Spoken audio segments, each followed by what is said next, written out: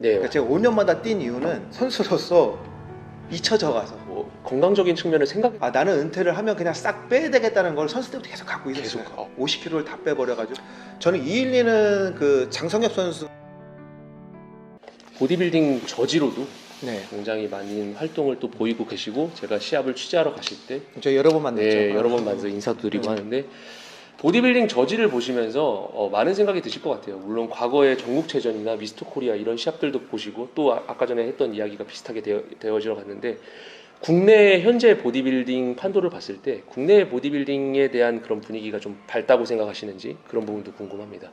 뭐 앞으로 뭐 올림피아에 갈 만한 레벨의 선수가 이승철 선수의 이후 오픈 보디빌딩에서 나올 수가 있을지, 제가 말씀드리는 부분은 클래식 피지크 외에 보디빌딩을 말씀드리는 부분인데, 국내에도 앞으로 뭐 기라성 같은 선수들이 나올 수 있을지, 그런 부분들을 또 가능성도 많이 보실 것 같고. 저는 개인적으로 그 이런 사석에선 얘기를 해요. 예. 근데 아까 저도 이제 이어지는 얘기긴 한데 보디빌딩의 프로는 계속 나오겠죠. 시합이 열리니까 이 프로 카드의 장수니까 계속 나올 텐데, 아까 네. 말씀하신 대로 기량 있는 선수, 그 다음에 올림피아 가서 이렇게 좀 경쟁이 되는 선수는 쉽진 않을 것 같아요. 개인적으로는 나오겠지만 네. 지금 현재 보디빌딩 그 프로 선수들 같은 경우는 212 오픈, 제가 알기로는 다 체전을 뛰었던 선수로 알거든요. 지금 프로를 가진 선수들은. 맞습니다. 네, 그러니까 그렇게 오래 운동한 사람들이잖아요. 네. 근데 지금 그 밑에서 이렇게 열심히 하는 이제 후배분들 같은 경우는 당연히 있겠죠. 프로가 되고 하는데 경쟁력에서는 예전보다는 좀 떨어질 수 있다고 좀 생각하는 게 있어요. 그것이 그럼 운동을 조금 더 오래 해야 되는 부분, 장기적으로 해야 그렇죠. 되는 부분들도 있는. 네. 근데 이제 거기서 여러 가지가 복합되는데, 저희 때는 직업 보디빌더가 있잖아요. 직업 선수가 있고 내가 연봉 선수가 되기 위해서 열심히 했을 수도 있는데, 지금 바디빌더까지 가기에는 뭐 10년, 15년 이렇게 걸리는데 직업이 될 수가 없으니까 네. 내가 좋아서 한다고 할 수가 없는 거잖아요. 네. 20살에 시작해도 30이 넘는데 네. 그러면 또 먹고 살아야 되는데, 그러니까 이게 좀 사실 상황이 어려워요. 그렇다면 또 반대로 얘기해서 현대의 보디빌딩에서 좀 상위 레벨에 있는 선수들이 기존까지는 30대 후반에서 40대 선수들이었는데, 요 근래 20대 선수들이 치고 올라오는 경우들을 닉 워커라든지 헌터 라브라 같은 20대 선수들이 빠른 시간 내에 그 운동 구력이 10년, 20년이 된 선수들하고 사이즈가 비등해질 정도로 빠른 시간 내에 사이즈를 올리는 부분들이 있고, 또 안타깝지만 뭐 이런 얘기를 제가 꺼내도 되는지 모르지만 고 달라스 메카버도 사이즈를 빠르게 올렸던 선수 중에 한 명입니다. 91년생의 20대 바디빌더고, 그런 부분들을 봤을 때 이제 올드스쿨 바디빌더로서 운동 구력으로 천천히 사이즈를 올려왔던 그런 올드스쿨 바디빌더시니까, 그렇게 젊은 선수들이 빠른 속도로, 국내에서는 아직 그렇게 보이는 부분들이 없는데 외국 보디빌더들이 빠른 속도로 사이즈를 채워서 당장의 경쟁력을 채워가는 모습들을 보시면 어떤 느낌이 드는지. 저는 그것도 일단 하다고는 보고, 네. 근데 지금은 레슨을 많이 이렇게 배우잖아요. 네. 운동을 시작하면 선수들도 네. 조금 일찍 네. 제대로 가서 트레이닝을 배우면 가능하다고 봅니다. 저는 무조건. 오. 그러니까 저희 같은 경우도 배움이 없다 보니까 이게 5년, 10년, 15년, 20년이 걸렸던 건데, 네. 코칭이 있으면 그게 네. 저도 배 이상은 빨라진다고 봐요. 그러니까 한국 선수들도 시작부터 나는 목표를 바디빌딩으로 두고 정확한 트레이닝을 내가 해야 되겠다, 배워야 되겠다 하면은 충분하게 그렇게 경쟁력이 있다고는 봐요. 아까 얘기했던 이제 외국 선수들은 좀 그게 되지 않았을까? 좀 제대로 된 트레이닝. 네. 그래서 아마 그랬던 것 같고, 네. 한국도 될 수 있을 것 같아요. 한국 보디빌더들도 뭐 빠른 시간 내에. 그렇죠. 다 예. 가능은 하죠. 현재는 좀 저도 이렇게 제가 못 찾았을 수도 있지만 눈에 이렇게 보이진 않지만 네. 가능은 하죠. 그러면은 심사들을 보시면서 IFBB 외적인 심사들을 많이 보셨는데, 그 보시면서 이 선수는 조금 그래도 보인다, 미래가 어느 정도 밝게 보인다 하시는 선수가 있으실까요? 저는 212는 그 장성엽 선수, 성엽이 같은 경우가 네. 차라리 더 좀 괜찮을 것 같아요. 열심히 정말 네. 더 올인한다고 하면은 212 같은 거는 장성엽 선수가 괜찮고, 보디빌딩에 정말 괜찮고, 그 다음에 이번에 송선주 선수 저는 잘 몰랐어요 원래. 손성준 선수. 네, 아까 봤는데 프레임이 되게 좋아서 예. 저는 좀 프레임을 좀 생각하다 보니까, 그러니까 거기에서 매스를 키우면 예. 그래도 어느 정도 좀 좋은 성적이 나지 않을까. 네. 그런 것도 좀 보이고, 예. 결국에는 우리가 올림피아 그다음에 본선 갔을 때는 피지컬이 중요하다고 저는 생각을 하거든요. 예. 그 정도 되면 다 열심히 하고 사이즈도 좋고 컨디션도 다 좋은 선수들이기 때문에 네. 이 피지컬적인 부분을 무시할 수는 없어요. 그러니까 원래 타고난 피지컬이 좋은 선수가 나중에는 높이 올라갈 수 있다고 좀 생각을 하기 때문에 예. 송성준 선수도 열심히 하다 보면 네. 뭐 그렇게 될 수 있지 않을까. 와, 오픈에서는 손성준 선수 쪽, 그다음에 212에서는 장성엽 선수 이렇게 제가 눈여겨 보시고. 많은 선수를 또 이렇게 알고 있는 게 아니라 네. 제가 심사를 본 대회가 아니면 잘 몰라서 제가 언급을 안 한 그 또 계시면 죄송합니다. 제가 잘 몰라서. 네. 홍준영 선수께서 제가 심사하시는 모습을 가끔 뒷모습을 보시면 정말 빤히 쳐다보세요. 시합장에서 뭐 정말 선수들을 한 명 한 명 다 빤히 보시는 것들이 보이는데, 보시는 모습들이 보이는데, 사실 판정이라는 게 뭐 선수들에게 다 받아들여지지는 않을 것 같아요. 왜냐하면 특히 판정이라는 게 선수들이 나중에 시합이 끝나고 나중에 모니터링을 한다는, 아니면은 조금 그 경쟁 심리가 좀 차분히 가라앉아지고 보면은, 하지만 그 시합이 끝나고 나서 받았던 그런 경쟁심에 의한 그런 부분들도, 그런 해프닝들도 있었을 것 같은데, 저징을 하시면서 그런 부분들도 있었는지 좀 궁금합니다. 그 부분을 생각은 해요. 그것 때문에 고려하지는 않지만 당연히 생각을 하죠. 네. 저는 심사위원들 사람이니까. 박빙의 대결일 때. 네, 그리고 부담도 되고 분명 부담도 되고. 네. 그러니까 심사는 또 해야 되니까. 근데 대회마다 워낙 그 기준이 다르잖아요. 그렇죠. 지금은 뭐 예를 들어 IFB면 IFB 그렇죠. 룰인데 그게 아니니까. 아는 그렇죠? 데는 네. 또 다르게 네네. 하고 갖고 우선 대회 제가 다른 여러 군데를 이제 봐왔었고, 근데 지금은 여러 군데를 하지는 않아요. 네. 근데 제가 심사를 보는 대회에서는 그 대회장이 추구하는 거를 듣고 그대로 최대한 하려고 하죠. 근데 대부분이 제가 지금 현재 보는 데들은 IFB랑 좀 비슷한 부분은 있어요. 좀 비슷하게 하려고 하고. 그래서 중요한 거는, 이거는 제가 팁으로도 좀 말씀드리는 건데, 예. 외국도 마찬가지인 것 같아요. 한국도 마찬가지고 어느 대회나 마찬가지인데, 심사위원회 성향이라는 게 있거든요. 예. 아무리 이 대회에서 추구하는 게 있지만 조금 더 매스를 보는 사람이 있고 컨디셔닝을 보는 사람이 있고 심리성을 보는 사람이 있어요. 종목이 다르지만 그 안에서도. 그러니까 이런 것들을 조금 체크를 하고 시합을 나가시면은 종목에 대한 그런 부분들을. 그렇죠. 이 대회는 어떤 성향의 사람들을 좀 좋은 성적이 나오느냐, 과거도 보면서, 과거의 우승자들을 보면서, 그리고 심사위원들이 많이 바뀔 수도 있잖아요. 네. 그러면 이제 이 사람들의 어떤 종목에 했던 사람이 심사를 하고 있느냐, 선수였을 때. 네. 그리고 그 사람의 성향을 보면 좋아요. 이게 피트니스 모델 출신들이 보면은 어느 종목을 받아도 미적인 걸 많이 볼 수밖에 없어요. 그리고 바디빌더 출신들이 피트니스 모델을 보면 근육을 크기를 볼 수밖에 없어요. 그거는 어쩔 수 없어가지고 무조건 그렇게 주는 건 아니에요. 네. 근데 비슷했을 때는 이 성향에 따라 좀 달라요. 성향에 따라서. 그렇죠. 네. 모든 부분들이 비슷했을 때는 개인의 주관이 그렇죠. 당연히 판단될 수밖에 없기 그러니까 때문에. 여러 명에서 심사를 하고 이렇게 해서 종합으로 나오는 거잖아요.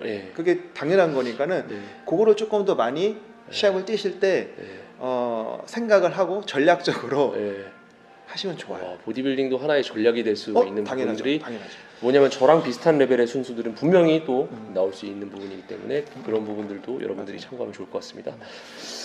사실 홍준영 선수는 2000년대 초반까지, 초중반까지는 보디빌더, 헤비급 보디빌더로 활약을 하시다가 돌연 종목 변경을 굉장히 많이 하신 걸로도 잘 알고 있는데, 최초에 제가 변경을 한 것이 머슬 모델 맞으십니까? 그 보디빌딩에서 나와서 피트니스 모델, 피트니스 모델과 스포츠 모델이라고도 하나, 네. 그러니까 머슬매니아 네. 대회잖아요. 예. 09년도에 예. 피트니스 모델, 피트니스 스포츠 모델이라고 모델 이렇게 정식 명칭. 네. 네. 그 당시에 이제 그런, 사실 그 사진들을 봤을 때는 잡지에 실릴 만한 머슬 모델, 막 그런 근육이 있는 모델 같은 그런 느낌을 많이 받으셨는데, 전향하게 된 계기도 궁금하지만, 사실 보디빌딩을 하셨던 분이 뭐 사설 대회로 온다 하더라도 보디빌딩을 할 거라고 많은 분들이 좀 예측을 하셨는데, 갑자기 뭐 종목을 변경하게 된 것에 대한 많은 분들이 궁금증도 있으실 거고, 거기에 대한 이야기를 좀. 네. 제가 그 보디빌딩을 하다 제가 07년도에 이제 은퇴를 했죠. 예.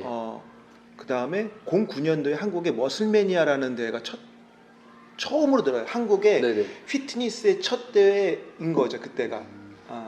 09년도에 처음 가져오신 분이 이제 손영조 선수. 네네. 인데 이제 저랑 이제 파트너를 했던 선배잖아요. 갖고 이제 한번 이런 대회가 있는데 나와봐라. 네. 저는 이제 생활 운동했을 때요 그때. 네. 생활 운동 막 웨이트 2년 많이 동안은 네. 은퇴하시고. 안 하고 이렇게 있을 때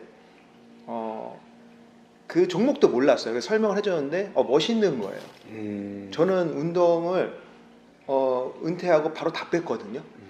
50kg를 다 빼버려가지고 그냥 네. 원래 마른 상태였어요. 근데 이런 모습을 보니까 피트니스 모델 멋있다. 네. 그래서 한번 나가보겠습니다. 네. 해서 이제 나가게 되고 네. 다행히 뭐 좋은 성적이 또 나서 네. 네, 그렇게 외국 대회까지 나갔다 오고 네, 그렇게 했었죠. 보통 이제 보디빌딩을 은퇴를 하더라도 뭐 커져 있는 그런 사이즈, 벌킹된 모습이 좋아서 유지를 하시는 대부분이 분들도 그래요. 많은데 제, 특히 제 지인분들, 바디빌더 출신들이 예. 다 그렇게 예. 유지하고 있어요. 내가 근육이 혹시라도 빠지면 지방이라도 좀 키워서 그 사이즈를 예. 유지하려고 하는 게 예. 커요. 그렇다면은 굉장히 유니크한 케이스. 저는 반대예요. 그치? 네. 예. 저는 이게 되게 아이러니한데 네. 몸이 막 커졌잖아요. 직업 네네네. 바디빌더였는데 그게 너무 싫었던 거예요. 내 직업이지만 몸이 점점 커지고 있는데 돈을 받고 열심히 하니까 커지고 있는데 너무 커지는 게 너무 아까 얘기했는데 너무 불편해가지고 너무 싫은 거예요. 갖고 네. 나는 은퇴를 하면 그냥 싹 빼야 되겠다는 걸 선수 때부터 계속 갖고 있었어요. 계속. 네. 그런 부분들이 혹시 뭐 건강적인 측면을 생각해서 아니요, 한다기보다는 네, 본인이 그냥 옷 입고 원해- 싶어서. 와. 그냥 어. 그냥 좀 그냥 제가 하고 싶은 대로 좀 하고 싶어서 활동이 불편하니까. 예. 네. 그렇게 해서 이제 머슬 모델이라는 것도 지금 그 상태에서 어느 정도 운동하셔서 나갈 수 있는 종목이기 네. 때문에 선택을 하셨고 머슬 모델이란 피트니스 모델이라는 이런 종목들을 뛰시면서 또 피지크도 뛰셨다. 네. 맞아요. 네, 클래식 보디빌딩도 뛰셨다. 다양한 도전들을 해보셨는데 그 종목에 대한 것들을 이제 이런 부분들을 두지 않고 그 당시에 또 종목이 생기기 시작할 때부터 관심을 네. 가져야만 출전할 수 있는 부분이에요. 초창기 때 또 들어가셨고 뭐 네. 피지크는 조금 늦게 들어가시긴 하셨지만 그런 부분들을 이제 종목들이 다양하게 생기면서 다 한 번씩 뛰어보자 이런 생각을 하시게 되신 건지 아니면은 그 당시 상황에 맞게 나가신 건지 궁금합니다. 제가 우선 09년도 이렇게 시합을 아까 뛰었다고 했었잖아요. 네. 그리고 다음 대회가 5년 후인 14년도에 나바 스포츠 모델을 또 뛰었어요. 네. 그 다음에 5년 후에 재작년에 그 피지크랑 네. 클래식 피지크를 뛰었죠. 네. 그러니까 제가 5년마다 뛴 이유는 선수로서 잊혀져가서 되게 단순하죠. 와. 잊혀져서 네. 시합을 제가 5년마다 뛴 거예요. 와. 그러니까 심사위원으로는 사람들이 이렇게 알고 있는데 홍진영이라는 선수가 이제 점점 더 잊혀지잖아요. 어느 종목이요. 그래갖고 이제 그래서 5년마다 뛴 거고 여러 종목을 뛴 거는 다양한 몸을 제가 만들어봐야 저한테 이제 운동 오시는 분들이 있잖아요. 그쵸 그쵸. 그 뭐 피트니스 모델도 오고 뭐 피지크 선수를 생각하는 사람도 오고 이렇게 다양한데 제가 그 종목을 다 뛰어봐야 좀 더 잘 가르쳐 줄 수 있다고 생각을 해서 그러니까 다 뛰어본 그래서 다 뛰어본 거예요. 되게 신기한 게 뭐냐면 그 종목을 뛰셨을 때마다 다른 사람의 몸 같아요. 준비를 하신 게 다르게 접근해서 준비한 게 눈에 띄게 보이는 게. 근데 맞아요. 트레이닝부터 해가지고 네. 그다음에 뭐 다 다르게 하긴 했어요. 기본적인 네. 웨이트 방법은 똑같죠. 다 예. 똑같은데 이제 프로그램 예. 그다음에 뭐 좀 깊게 들어가면 운동 가동 범위 예. 그다음에 그런 게 다 좀 다르게 운동을 했었거든요. 와. 그래서 보고 나서 와 이게 사실 또 보통의 경우는 뭐 이런 케이스가 많지는 않지만 보디빌딩을 했다가 나이가 드심에 따라서 종목을 점점 작아지게 하는 경우가 있는데 그런 것도 아니시고 이런 종목을 했다 저런 종목을 저 했다 내려갔다가 예, 올라갔다가 올라갔다. 특히 제가 봤던 부분이 이제 클래식 보디빌딩 나바에서 하셨을 때 봤는데 정말 너무 몸이 좋으셔서 깜짝 놀랐습니다. 진짜로. 뭐 전성기 때의 그런 보디빌더 당시의 사진을 보긴 했지만 실제로 그 클래식 보디빌딩을 하는 무대 모습을 보고 보디빌더 때의 모습은 싹 사라지시면서 그 종목에 대한 이해도가 완전히 갖추어진 상태에서 포징도 너무 깔끔하게 원래 이게 홍준영 선수에게 맞은 게 아닌가라는 착각이 들 정도로 원래 이렇게 했어야 되시는 분이 아닌가라는 착각이 들었을 정도로 완벽하게 포징이랑 이런 부분들이 해외 무대를 보는 느낌을 들었거든요. 보디빌딩을 하실 때는 물론 보디빌딩을 하셨을 때의 그런 어울림이 당연히 있고 아직까지도 많이 추억하시는 분들이 있지만 그 무대를 보시고 다른 사람을 보는 듯한 느낌을 많이 받았어요. 그 클래식 보디빌딩을 하시면서 어떻게 보면 클래식 피지크랑 가까운 느낌이잖아요. 그 체급 자체가.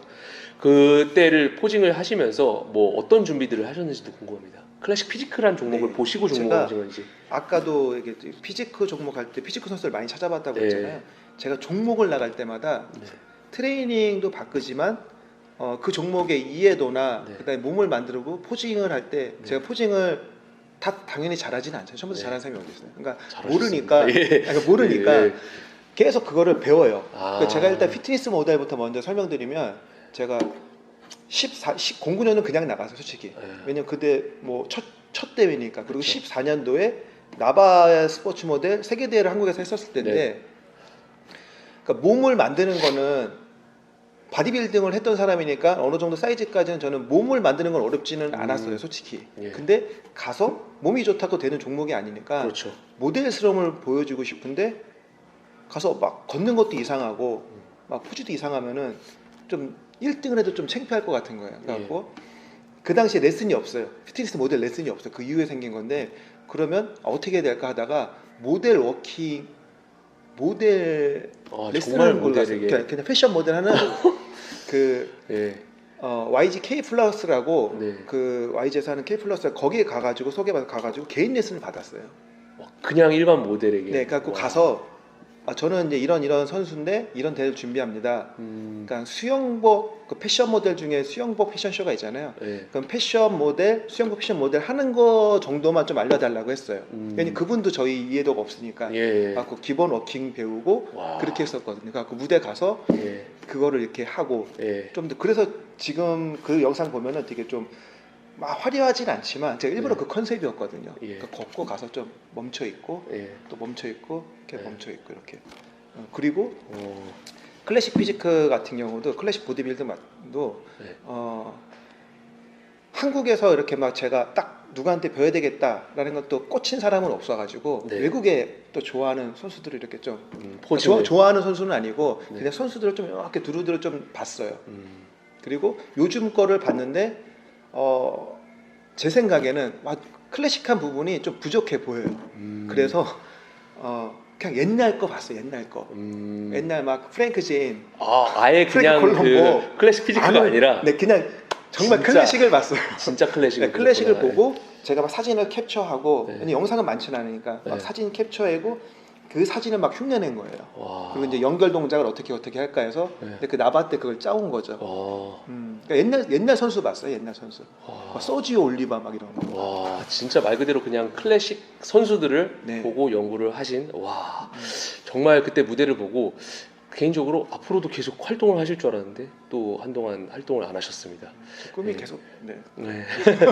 그 이제 보디빌딩 팬분들은 홍준영 선생님께서 뭐 선수로서의 활동을 궁금해하실 분들도 있습니다. 앞으로도 혹시 무대에서 볼 수 있을까 하는 기대를 갖고 있는 분들도 계실 텐데.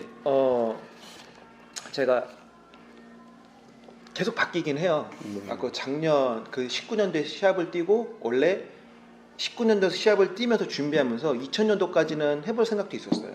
좀 더 왜냐면 저도 다시 키우는 거니까 그러면 보디빌딩은 아니지만 클래식 피지크에서 조금 더 매스를 채워넣어서 예. 좀 더 이쁘게 만들어서 좀 더 도전해볼까 했는데 네. 개인적으로 다른 일들이 좀 생겨갖고 예. 네네. 그만하고 지금 다시 좀 이렇게 뺀 상태고 예. 지금은 다른 거 도전하고 있습니다. 이게 이제 어떻게 보면은 만약 시합을 나가지 않는 선수들이 계속해서 뭐 근육을 과하게 막 유지한다던가 이런 부분들이 불필요하기도 하고 뭐 다양한 은퇴한 보디빌더들 해외 선수들만 봐도 계속해서 덩치들이 풍채도 좋으시고 한데 그런 부분들이 아니라 홍준영 선수께서는 그 본인의 지금 상황에 맞게 몸을 이렇게 네. 조절하실 수 있는 능력이 되고 그런 부분에 대한 스트레스도 받지 않고 작아지는 것에 대한 스트레스가 굉장히 많거든요. 저는 지금 더 빼고 싶은데 예.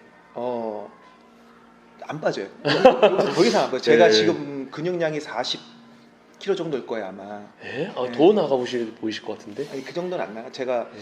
지금 그 정도인데 더 이상 안 빠지더라고요. 운동을 안 해도. 네. 제가 6개월 정도 또 쉬었었는데 안 네. 빠져서 요즘에 그냥 일주일에 한두 번 정도 운동을 하고 있는데 네. 잘 안 빠져요. 어떻게 보면은 심지어는 일반인들도 이제 다이어트를 하면서 사이즈가 작아지는 것에 대한 스트레스도 있고 아니면은 뭐 헤비급을 선수로 활동했다가 은퇴하시고 작아지는 것에 대한 불안감이 있는 뭐 그런 분들께도 한 말씀 해주실 수 있다고 저는 생각을 하거든요. 그런 부분들이 제일 궁금했던 부분이고. 근데 스트레스를 받아야 돼요. 스트레스. 받아야 커지죠. 빠지는 거를 내가 오늘 닭가슴살을 못 먹어서 근육 빠질 것 같아. 나 오늘 운동 못해서 근육 빠질 것 같아. 이게 있어야 몸이 좋아져요. 그건 맞아요. 몸이 좋아지는 것에 네. 대한 당연히 측면에서는 지금 이제 운동을 하시는 매니아 분들이나 이제 막 올라가는 선수들은 그걸 갖고 있어요. 저도 갖고 그랬어요. 있어야 돼요. 그때는 예전 선수 때는. 그러니까 그거는 무조건 갖고 있어야 성공할 수가 있고 좋아질 수가 있고. 근데 저는 이제 그 단계가 아니니까. 그래서 빠지는 거에 대한 이런 두려움이나 네. 뭐 이런 게 없기 때문에 저는 네. 그냥 막 빼고 있는 거고. 네. 그분들 같은 경우는 그냥 그걸 지금 스트레스를 갖고 있는 게 적당한 스트레스는 전 좋다고 봐요. 적당한 스트레스. 네. 현역으로 있는 선수들에 한해서는 현역 선수든 매니아든 다. 네, 매니아든. 그래야 더 챙겨 먹죠. 그렇죠. 내가 오늘 좀 피곤한데 가서 운동을 하고 네. 무조건 갖고 있어야죠. 어떤 분들은 그래도 홍준영 선수의 이런 선수 생활을 주기적으로 하시지는 않지만은 이런 모습을 또 롤모델로 삼는 분들, 되게 건강하게 뭐 하고 싶으신 일들에 대해서 뭐 제한을 받지 않고 하시는 모습들이 굉장히 동기부여가 되시는 분들도 있을 것 같고, 개인적으로 저도 만약에 보디빌더들이 은퇴 후의 삶 아니면은 선수 생활을 주기적으로 하지 않는 삶을 선택을 하실 때는 저 개인적인 바람은 홍준영 선수 같은 그런 라이프를 살아가시는 게 저는 더 그렇게 되셨으면 하는 마음도 어느 정도는 있습니다. 뭐 사람마다 다르니까. 네. 저는 아까 말씀해 주신 대로 제 라이프를 좋아해 주시는 분들이 저한테 와 멋있어요. 아니면 저도 이렇게 하고 싶어요라고 이제 DM이나 댓글 이렇게 해주시는 분들이 너무 감사하죠. 네. 옛날 팬들도 감사하고 네. 지금 또 그런 변화된 모습을 또 좋아해 주시는 분도 감사하고 너무 좋죠.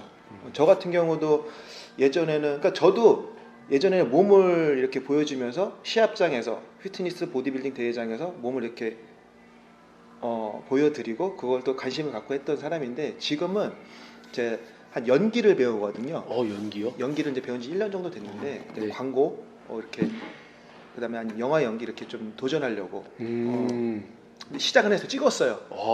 광고만. 영화는 아직 아니고. 네, 갖고 이거를 제가 도전을 네. 해서 몸을 빼는 거예요. 와. 거기에 가서 운동인으로 보여주고 싶은 게 아니고 그쵸. 그냥 아예 그냥 다 빼버려서 그냥 제로.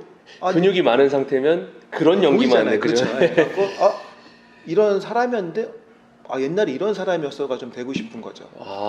그래서 지금 도전을 하고 있는 중입니다. 저는 뭐 저도 관종인가 봐요. 그러니까 그렇게 계속 뭔가 이렇게 해서 좀 관심 받고 싶어 하고 네. 도전하는 걸 좋아하다 보니까 이제는 브라운관에서 뵐 수 있기를. 와, 정말 그럴 날이 없으면 보디빌딩 팬들은 또 반가워서라도 네. 한 번 더 찾아보게 될 것 그러니까 같은. 저는 또 이제 저희 운동 후배들이 이런 배우 아니면은 이렇게 영화 아니면 광고 이런 쪽으로 제가 먼저 이렇게 가면 저 먼저 해보면 또 길을 좀 이렇게 닦아놓을 수 있는 거잖아요. 그렇죠. 또 그러면 또 그거를 정말로 좀 쫓아하고 싶은 이제 후배들이 있으면 또 이끌어주고 팁도 알려주고 또 이러면 좋죠. 개척자가 아직은 크게는 없으니까 현대에 그렇죠. 들어서는 맞아요. 과거에 이대준 보디빌더님이나 그런 분들이 계셨지만 현대에 들어서는 또 없고.